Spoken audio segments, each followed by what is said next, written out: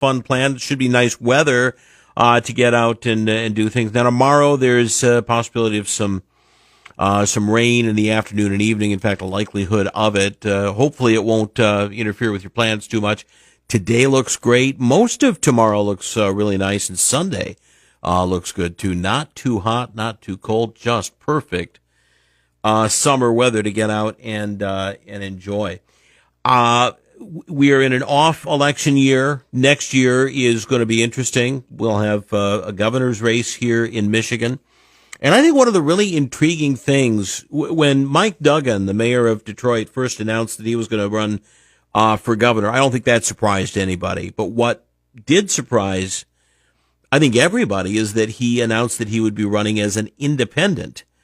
And a lot of people, myself included, kind of shrugged off the candidacy, said, well, what chance do you have at winning a major office like governor as an independent? Well, if anyone can do it, I think it's Mike Duggan. He's gained a lot of traction, and now the Detroit Regional Chamber Political Action Committee has announced that it is endorsing Mike Duggan for governor. One of the most high-profile independent runs for office, and a pretty big and significant endorsement from the Detroit Regional Chamber of Commerce. A lot of people wondered if his popularity in Metro Detroit would translate to the rest of the state. Well, Detroit Regional Chamber President Sandy Barua says he thinks it will. The challenge is that oftentimes when an independent runs, it's not someone that they know, or it's someone that they know and they don't like. Mike Duggan doesn't have those problems. In Southeast Michigan in particular, Mike Duggan is not only well known, but he's well liked and well respected. Once he gets known on the west side of the state, I think he's going to be a really formidable candidate. That is Sandy Barua, the president of the Detroit Regional Chamber of Commerce. The chamber says Duggan has a proven track record of business experience and spearheaded the revitalization of Detroit. I think he can do that for the state of Michigan, so we will see. Selfridge Air National Guard Base getting a boost in the military budget. Part of which is thanks to U.S. Senator Gary Peters from Michigan, who pushed for runway improvements and other funding to prepare for the F-15EX fighters, but notes it also supports other missions. U.S. Coast Guard has a station there. We've got units from the Navy, from the Marine Corps, from other units, including Department of Homeland Security. So it continues to make sure Selfridge will be a central facility for national security and homeland security located in Michigan. That budget passing the Armed Services Committee yesterday morning. Senator Peters sitting on the Appropriations Committee. He says there's strong support from both parties because they agree Selfridge is an important facility in Macomb County. Ryan Recker for the Michigan News Network. It is important, certainly, I think, for all of Southeast Michigan, including St. Clair County particularly.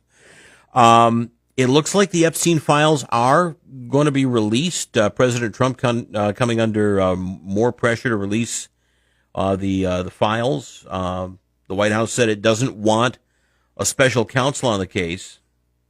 Trying to quell the unrelenting backlash over his administration's handling of the investigation into convicted sex offender Jeffrey Epstein, the president now ordering the Attorney General to seek the release of additional material. Posting, "I have asked Attorney General Pam Bondi to produce any and all pertinent grand jury testimony, subject to court approval."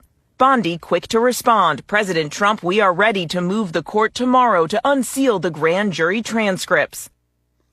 Mary Bruce from ABC News, so we'll see what comes next. Did you see this? It always amazes me when movie props get auctioned off for millions of dollars. Here's one that I didn't even know still existed. The sled, known as Rosebud from the 1941 film Citizen Kane, was recently auctioned off for $14.75 million, the second most expensive piece of movie memorabilia ever sold. The sled, one of only three known to still exist, was in the possession of Hollywood director Joe Dante.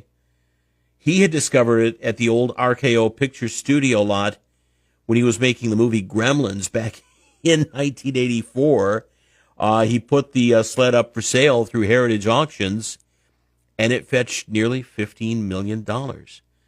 Second highest amount ever paid for a piece of movie memorabilia, following up the $32.5 million auction of the Ruby Slippers from The Wizard of Oz last year. So there you go.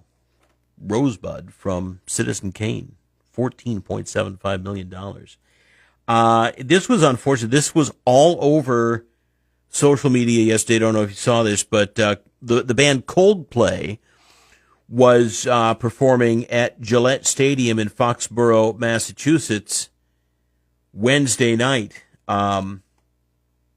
Astronomer CEO Andy Byron was caught on the kiss cam.